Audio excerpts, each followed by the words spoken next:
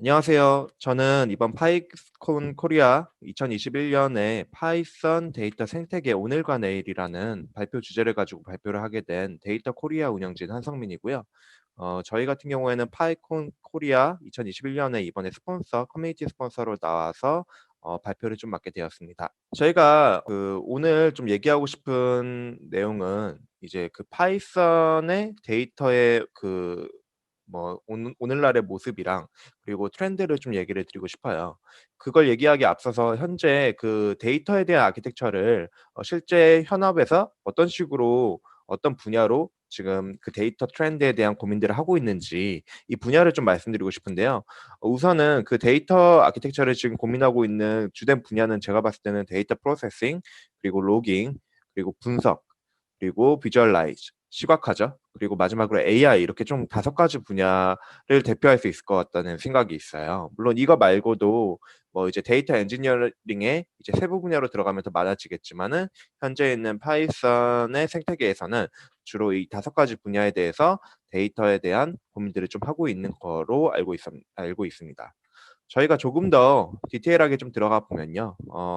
제가 이번에 2016년부터 2016년 3분기부터 2021년 3분기 지금 뭐 한 9월까지 9월 지금까지로 보시면 될 것 같은데 이때로 보면은 제가 이제 주로 데이터 생태계에서 많은 유저들이 사용하는 그 라이브러리를 봤을 때 판다스나 하둡, 스파크, 다스크 그리고 VAEX 이렇게 총 5가지의 라이브러리를 거론할 수 있을 것 같아요. 근데 트렌드를 보면은 일단 대표적으로 이 트렌드를 보면은 크게 이제 저희가 상기할 수 있는 게 하드에 대한 생태계가 조금씩 트렌드가 떨어지면서 그 반면에 그 스파크에 대한 트렌드는 여전히 유지되고 있는 형태를 띠고 있습니다. 그리고 노란 색깔을 보시면은 이 판다스에 대한 생태계가 조금씩 늘어나고 있어요. 이 얘기는 무슨 얘기인가 하면은 저희가 예전에는 하드에 대한 생태계가 정말 크게 이제 그 데이터 엔지니어링의 분야에 대해서 크게 한 파일을 포션을 가지고 있었는데 판다스가 혹은 스파크가 이런 부분을 많이 대체하고 있고요. 또 하나로 상기할 수 있는 건 이제 클라우드 생태계가 굉장히 많이 발전하고 있기 때문에 파이썬의 유저들도 파이썬을 하시는 유저분들도 클라우드를 많이 채택해서 예를 들면 빅쿼리나 아니면 뭐 데이터 플로우 아니면 아테나 같은 다양한 클라우드들을 사용해서 이제 그 파이썬 유저들이 원하는 데이터 프로세싱을 어느 정도 대체하는 형식으로 지금 작업이 진행되고 있는 것 같고요.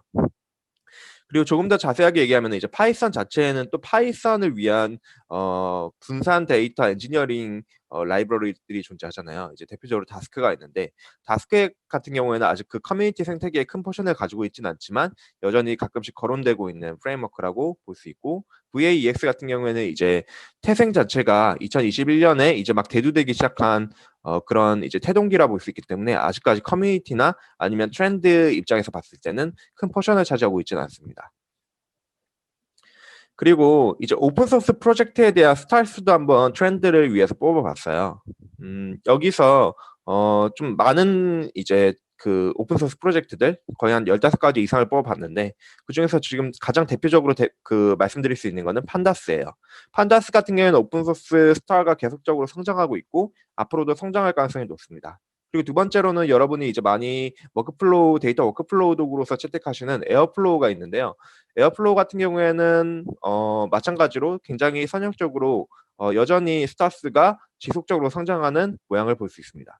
네. 그 밖에 이제 하둡이나 뭐 아니면은 뭐 H5 파이 뭐 이런 것들도 이제 조금 더 얘기를 할 수 있지만요. 이런 부분에 대한 프로젝트의 성장세는 앞서 말씀드린 그 데이터 프레임워크보다는 조금 더 스타스가 높지는 않은 지금 형상을 띠고 있어요.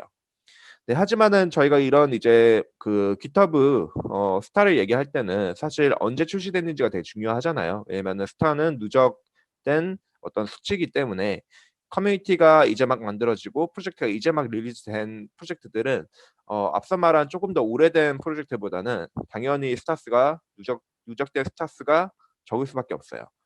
그래서 이 스타스는 여러분이 얼마나 많이 이 프로젝트들을 인지하고 채택을 하는가 그 인지도 면에서 의미가 있다고 보면 될 것 같습니다.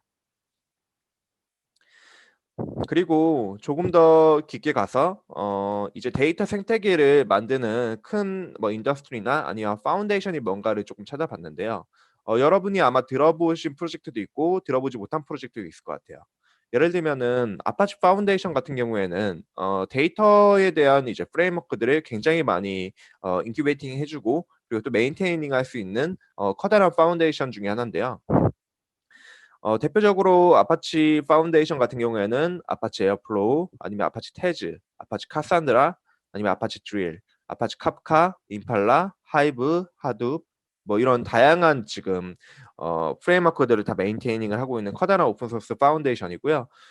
여러분이 만약에 이런 파운데이션에 대한 기여까지 생각하고 계신다면은 아파치 파운데이션의 멘토링 프로그램을 한번 찾아보는 것도 되게 유의미할 것 같아요. 파이썬 유저분들이 이제 파이썬을 이용해서 기여할 수 있는 부분도 굉장히 많거든요. 예를 들면은 아파치 스퍼셋 같은 경우에는 데이터 소스로부터 데이터를 사용자가 UI 인터페이스로 어떤 데이터를 어떤 식으로 볼 건지에 대한 비주얼라이제이션이 가능한 비즈니스 인사이 인텔리전스 툴이에요. 그래서 이런 것을 사용하면은 여러분의 데이터가 어디 저장소에 보관이 돼 있다고 하면은 그걸 단순히 몇 번 클릭으로 연동을 하고 사용자들 예를 들면 특히 뭐 애널리틱스 분들이나 아니면 그로스 팀에 계신 분들이 분석가 분들이 이제 UI를 이용해서 마우스를 몇 번 드래그하면은 그 사람들이 원하는 차트로 그 사람들이 원하는 데이터를 시각화해서 볼 수 있는 그런 도구입니다. 이런 거는 이제 파이썬으로 짜져 있기 때문에 여러분이 이런 시각화에 대한 관심이 많으면은 그 파이썬과 몇 가지 이제 프론트엔드 기술들을 이용해서 시각화를 발전시키거나 아니면 기능을 추가하거나 이런 형식의 기여가 가능하고요. 마찬가지로 아파치 에어플로우 같은 경우에도 파이썬으로 작성된 유명한 라이브러리 중에 하나죠. 유명한 프레임워크 중에 하나죠. 그래서 이런 것도 한 번쯤은 고민해 보시면 좋을 것 같습니다. 그리고 이제 엔터프라이즈 레벨로 보면은 아파치 스파크나 아니면은 뭐 델타 레이크 아니면 리대시 이런 경우가 이런 이제 도구들이 나오는데요.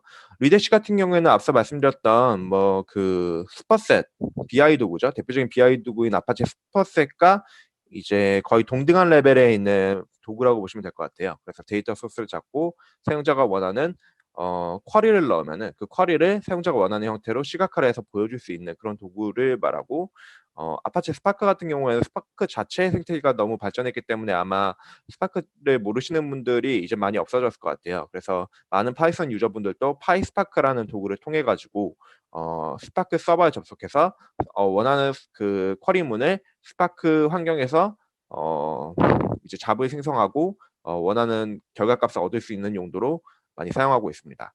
그래서 여전히 이런 아파치 스파크 같은 도구나 아니면 리대시 같은 도구는 여러 한국에 있는 인더스트리 업종에서 채택되고 있는 도구들이기 때문에 여러분이 여기에 대해서도 기여를 하고 싶다거나 아니면 이 생태계에 빠져들고 싶다고 하면은 한국에서도 여전히 열려 있고 요런 부분들에 파이썬 유저들이 관심이 더 필요한 상태입니다.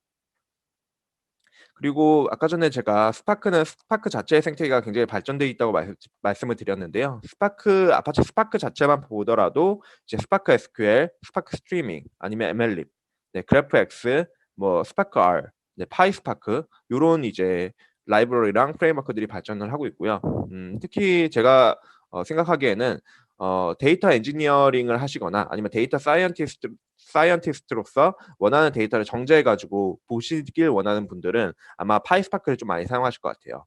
혹은 머신러닝 필드에 있으신 분들은 이제 뭐 스파크 스트리밍이나 아니면은 MLlib을 통해 가지고 어떤 온라인 프리딕션 작업을 한다든지 아니면 프리프로세싱을 하기 위한 이제 태스크의 일종으로서 스파크를 사용하시는 분들이 많은 걸로 알고 있는데요. 그런 분들도 또 관심 있게 이 오픈 소스 생태계의 커뮤니티를 이제 유심히 봐주시면 좋을 것 같습니다.